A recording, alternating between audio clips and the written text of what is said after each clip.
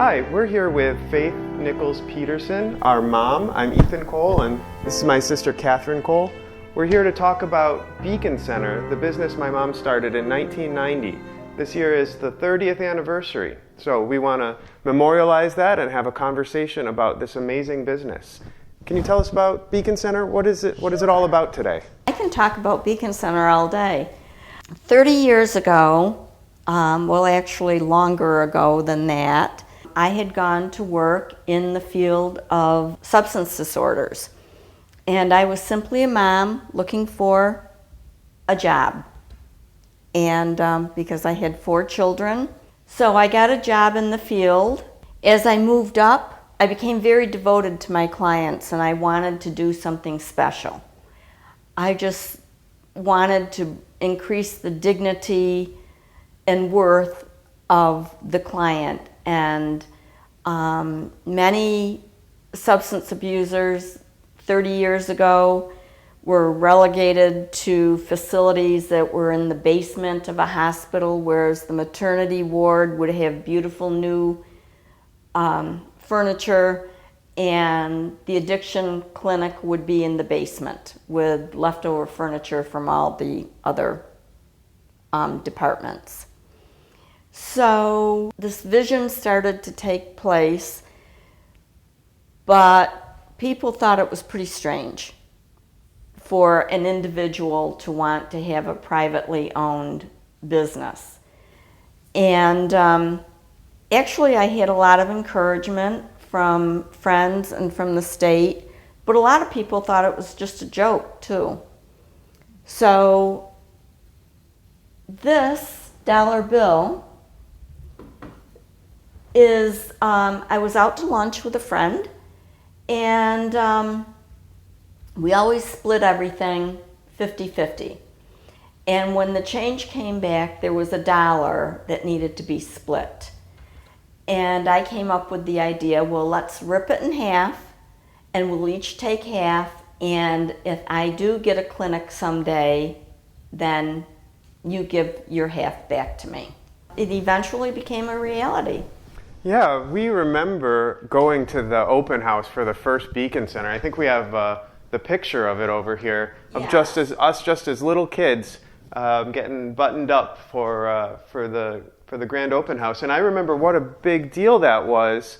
It was just you and one other counselor. Yes. But people from the state came, like Marguerite Saunders. Marguerite Saunders, who was the director of the state licensing agency, was there with us and helped to cut the ribbon. And Catherine was just little. She was 5 years old.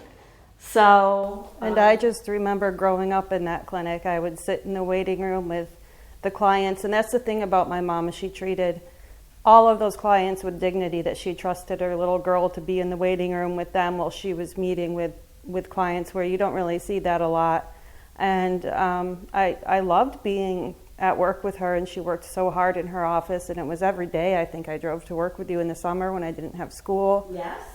And you know, as I was growing up, I started working at the front desk and enjoying myself there. So I really saw how hard my mom worked, and and just made this beautiful thing. You've seen a lot of changes over the years in the population that has come to Beacon Center. You started the first clinic in one of the suburbs of Buffalo, in Amherst, Tonawanda, but then you expanded. And when you expanded, you started adding some new programs. And tell us about how was it when it started, and then how did it grow, and where did it grow to? Well, I always felt that special populations should have specialized services, so we always provided services for women separate from men. And whatever the need presented, eventually we got several healthcare professionals in treatment.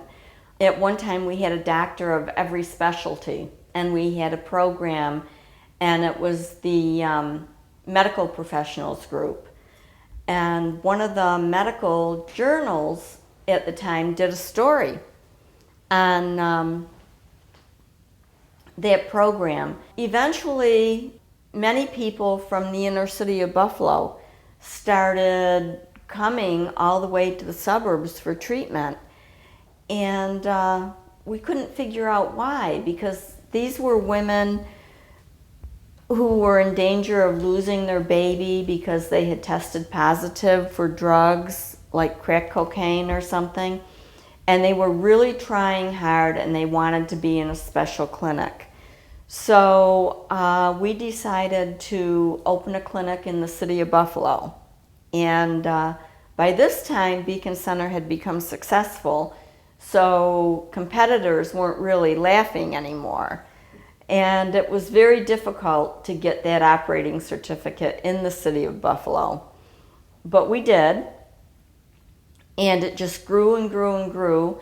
And today we have 8 outpatient clinics across western and central New York, as well as a supportive living community residence and an OTP program, which is a methadone program.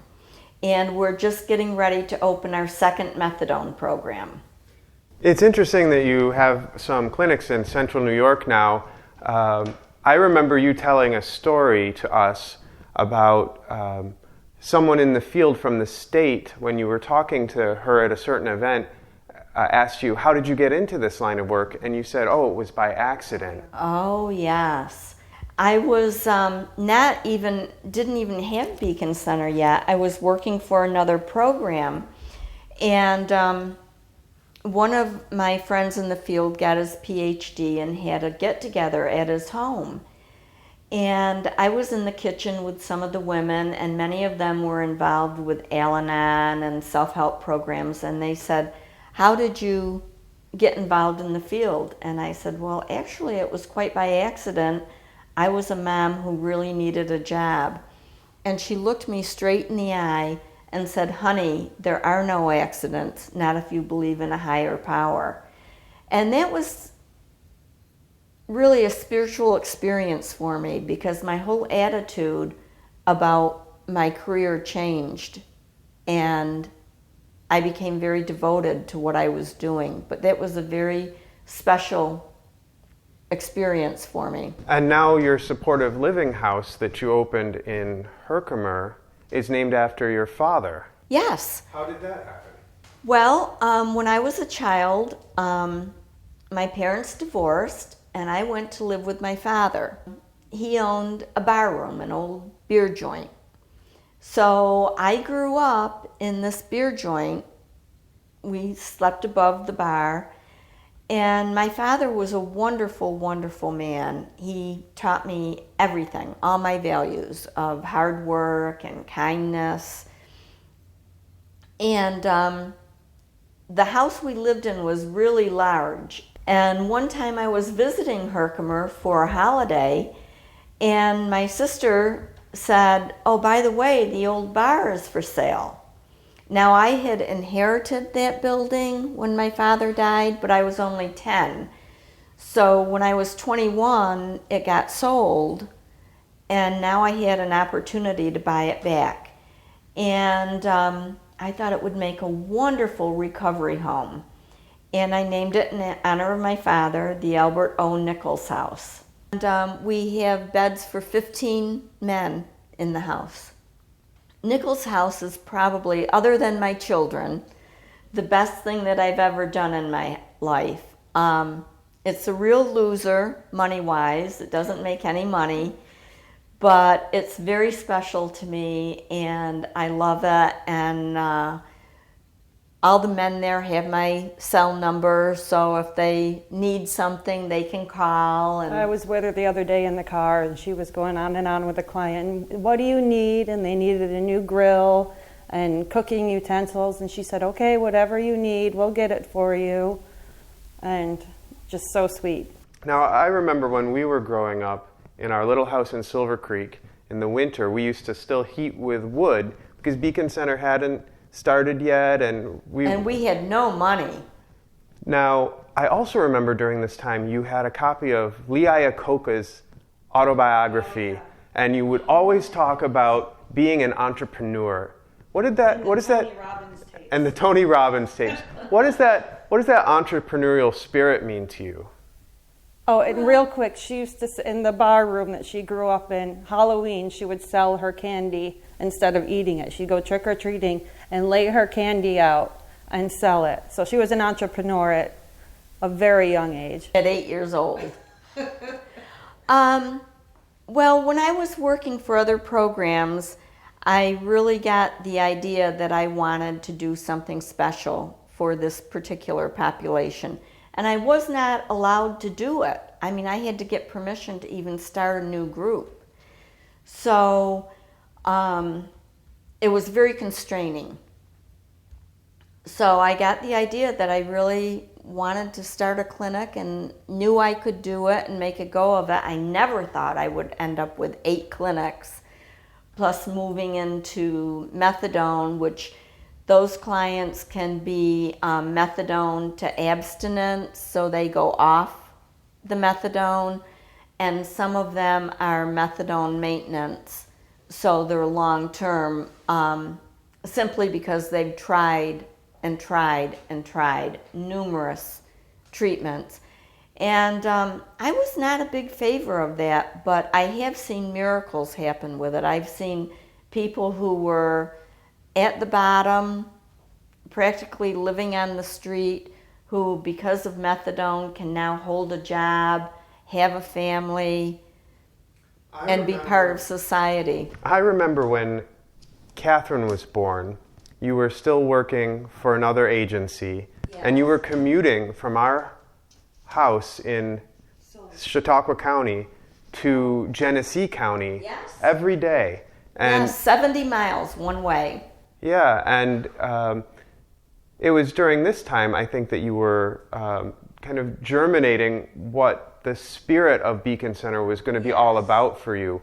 What makes Beacon Center different in your mind? What is the spirit and the values that you infused into this company? And for 9 months you drove that, you thought. Yes, I thought Catherine was going to be born on the New York State Thruway. Well, we believe, as I said, about the dignity and worth of every human being. And the clients are really cared for, and they feel loved at Beacon Center. They really, honestly, our staff is so supportive that they really feel that they're listened to. And we have specialized programs. I remember one time we were getting several women at the Ellicott Square building that because of their drug addiction, they were picked up for prostitution. So we started a special group called the Magdalene Program. And you would not recognize these women after 3 or 4 months of treatment. We got them involved with an agency where they could get business clothes for interviews and really get off the street and get clean, but have an alternative for a line of work. And we learned a lot about prostitution at that time. You know, these women were really victims. It started with being sent to the store as a little girl to buy donuts, and then not being able to have a donut until you sat on my lap. So they learned these things at a very young age. Well, I have a question for you. What is your message for people struggling with addiction? Well, my message is don't give up hope. Treatment works. And there are many programs in addition to Beacon Center, and many self-help programs, and there are wonderful, wonderful people who are there for you. You just have to reach out. And you inspire me in so many ways. I've grown up watching you be a counselor. Yes. And you were an amazing counselor. Your clients respected the hell out of you. And one client said, "Who's your mom?" And I said, "Faith." And they're like, "Oh, you better watch out for her."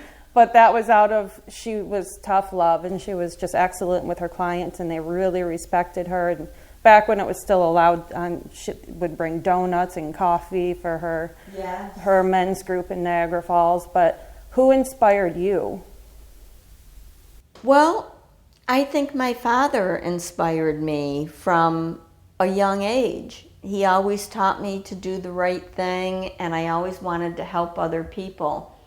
And I remember having jobs in college where I just didn't feel fulfilled because I didn't feel like I was helping anybody or making a difference in the world. Though you did get some fantastic stories for us that we always laugh about when you were working at, what was it, Red Wing?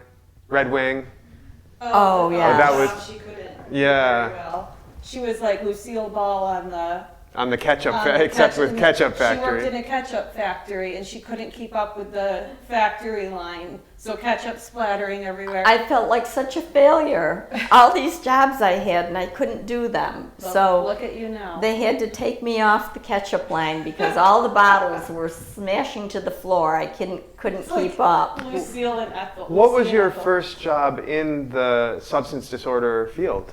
Oh, I started out as a prevention education specialist, which meant I was going into schools, doing little puppet shows about the dangers of alcoholism and substance abuse, and also talking to adults in clubs like Kiwanis Club, that sort of thing. How did you find that job? I was a mother looking for a job, and I looked in the newspaper, and I had a degree in education, and they hired me. And what was your starting salary with that job? $8,000 a year. Wow. So when you were getting ready to start Beacon Center, who were some of the helping hands that helped you through? I know you have some stories about some great people that we still remember and talk about, like Al yes. Plaskin. Oh, Al Plaskin was the realtor. He was the only one who would talk to me. I called every commercial realtor in the Buffalo suburbs. And Al Plaskin is just he's passed away now, a wonderful realtor, and he helped me. And he said, you know, you really need a loan. And I said, Al, no one's going to give me a loan. If I had collateral or money, you know, I wouldn't need a loan. You gotta not need the loan to get the loan. Well, he took me to a local bank, and they gave me a loan. So he believed in me. He used to tell the owners of the buildings we were looking for office space, well, she's not going to just have one of these clinics. And I was like, what, Al? So what is it like to be a woman in this field? You know, I remember you talking about meeting with EAPs from like some of the auto companies in Buffalo, and it was just all kinds of guys and you. And then between when you opened Beacon Center and you left your previous job, you worked for the New York State prison system, right? What was it For like? a very brief time. What was it like to do all this stuff? How tall are you? 5'2". So there was still a lot of discrimination, I think, about women. And we've grown to be one of the largest women-owned businesses in Western New York. But I remember when I quit my job to start Beacon Center, and I had to quit well ahead of time because I needed to submit my application to the state, and it was the only ethical thing to do was to leave my job before I did that. So that was a leap of faith. Yes. So the person who was behind me became acting director, and he stayed in touch with me. I confided in him why I was leaving. And so they call in a big board, a group of people to interview candidates for the next director of outpatient services. And one candidate wanted to know, well, what happened to the previous director? And the owner said, well, we really can't figure that out, but the best we can figure is she's got about 5 kids and her husband just put his foot down. And that 4 kids, but that's not true. Yeah, that's not how it happened, is it? No. So what was it like taking that leap of faith? It must have been scary for you. I mean, we were little and we just remember being kids, we had playing outside and stuff, but you must have been going through a lot of anxiety about how to provide for the family. Yes. What was that like? Well, I did some consulting, and it was very nerve-wracking, but I believed I could do it, and that I could make a better life for all of us. Thank you. You're welcome. So I did. What would you see as the future for Beacon Center at this point? Well, we're still continuing to grow. In another month or two, we're going to be opening another OTP program. That's the methadone program. What is the most challenging thing about running Beacon Center, being the owner of this type of different business, and it's growing endlessly? I mean, it feels like it's just exponentially growing. What's challenging about it is that it's a people business. Mm-hmm. And our greatest asset are our staff. And we have to remember to take care of them, because listening to people's problems all day is very difficult. And we have to take care of ourselves to be the best for our client. And how do you deal with the different population of addicts and alcoholics out there? When you first started, I remember your biggest client was the alcoholic. Yes. And now we have the opioid epidemic. Yes. And I know you mentioned your methadone clinics are helping with that, but it also changes your clientele and the people coming in. Yes. And how does your staff, and how do you deal with that? Well, it is a definitely different day and age today than it was in 1990 with our population, but a human being is a human being. Mm-hmm. And they all have feelings, and they all hurt, and they're suffering.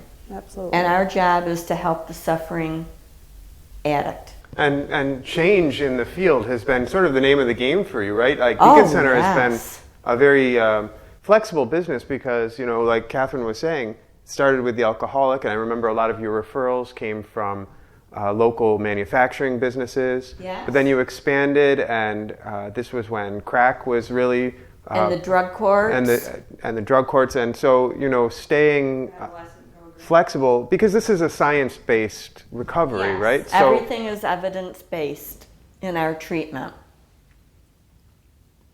So we still have several special programs, and we just love what we do. So we started in 1990, and shortly thereafter, I hired Carolyn Grisco and Jackie West within 2 weeks of each other, and they are the backbone of Beacon. Jackie was hired from a temp agency, working up front. She's since become a registered nurse, a mental health professional, a credentialed alcohol and substance abuse counselor, and she has moved up to be the CEO of Beacon Center. And Carolyn Grisco was hired from Canisius College with a master's in educational counseling, and she has also gotten additional degrees, and she is the director of the outpatients in Western New York. I think it's amazing how you have grown your staff and invested in your staff. That loyalty to the business says something, I think, yes. about what kind of business it is. Yes. We're so proud of you. And the annoying little girl running around the office, Jackie and Carolyn, just loved that all the time. Yes. Well, I can tell a story about Ethan, too. Go ahead. When he was a teenager, he went to work at Beacon Center, and he was shredding paper because we still didn't have enough money to buy shredders, so we hand shredded all our papers. And Ethan would say, "Jackie hollered at me because I'm not shredding fast enough." Or he said something about needing a shredder. No, we don't. Just shred faster. And then our brother, I had the opportunity to do some stuff for Beacon Center in my summer vacations, and Catherine did, and Richard, your son, who's a police officer, worked with the drug court program as well, right? He did. He was our representative in court. And Adam, my oldest son, computerized all of Beacon Center. In fact, he's the one who interviewed Jackie and hired her. But we started out, I didn't know anything about computers, and I still don't. And we were using a one-rate system for billing. Oh, I have that. You gave it to me. Oh, did I give that to you? Because I wanted to keep that. And Adam computerized all of Beacon Center, so to bring us into the modern day and age. And I can remember being on the floor of my mom's bedroom helping her stuff envelopes when she was doing mailing. Sending out envelopes to advertise or whatever. Licking stamps. This is before the licking stamps and putting out hundreds of envelopes. We're a little factory on my mom's bedroom floor. But 30 years is a long time. Yes, it is. Could you have ever imagined that Beacon Center would look now like what it looks like now? No, I can't imagine, and it's just got a piece of my heart. The logo is the light coming out of the darkness. I always wanted our waiting rooms to be very warm and welcoming, because walking through the door to a drug and alcohol treatment facility is probably one of the most difficult things our patients have ever had to do. So we wanted them to feel important. So they walked into a place that looked like they were walking into a private psychiatrist's office or something. Very comfortable, and we wanted to bring respect to the disease. So, thank you for talking to me.